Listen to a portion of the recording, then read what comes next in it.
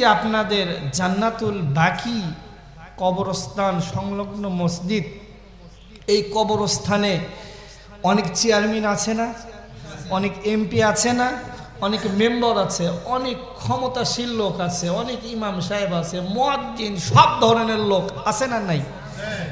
তাদের কিন্তু যতক্ষণ তাদের ভিতর আত্মাটা ছিল, জানটা ছিল, দেহটা ছিল, শ্বাস প্রশ্বাস ছিল, তখন কিন্তু তার একটা পরিচয় আছে। যখন আমি এখানে আসছি, ভাইজান আমাকে বললেন রাশেদিন ভাই, অনেকে বললেন হুজুর, অনেকে বললেন ইমাম সাহেব, অনেকে বক্তা সাহেব, অনেকেই অনেক নামে ডাকেন না, আমার নামে রাখে, ধরেন লাগে হাফেজ, কারি, মাওলানা মোহাম্মদ আমিরুর রাশেদিন, একটা পরিচয় আছে। ধরেন এখান থেকে আমি যাইতেই আমার মারা গেলাম, তখন কি আমার নামের সামনে এত কিছু থাকবে? নাম হবে একটা কি, মরহুম। কি হয়ে যাবে? ছেলে মানুষ হলে হবে মরহুম, মিয়া হলে মরহুম। এইটাই আমি তুলে ধরার চেষ্টা করতেছি। দেখেন দুনিয়া আমরা যাদের জন্য এত ব্যস্ত, কবি কি বলতেছেন? ঘরওয়ালি ভুলে যাবে ঘরেরই কথা, সাজাবে নতুন সংসার। কথা বলেন ঠিক কিনা? স্বামী যখন মারা যায় 3 মাস 10 দিন পর মেয়েরা আরেকটা বিবাহের জন্য আসে না নাই? এখন তো স্বামী থাকতে আরেক স্বামীর দ্বারা চলে যায়, আসে না নাই? মন খারাপ করতেছেন?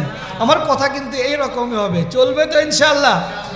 ঘরওয়ালি ভুলে যাবে ঘরেরই কথা, সাজাবে নতুন সংসার।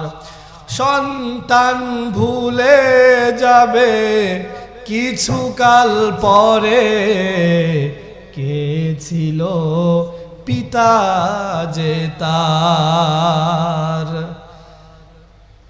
মিছে এই দুনিয়ার মিছে সব কাজ, সত্য জীবনে তাই নামবে যে সাজ। তাই আর ভাবি না আগের মতো,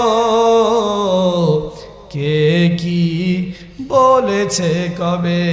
বলেন আমিহীন পৃথিবী এমনই রবে, শুধু আমাকে ছেড়ে চলে যেতে হবে।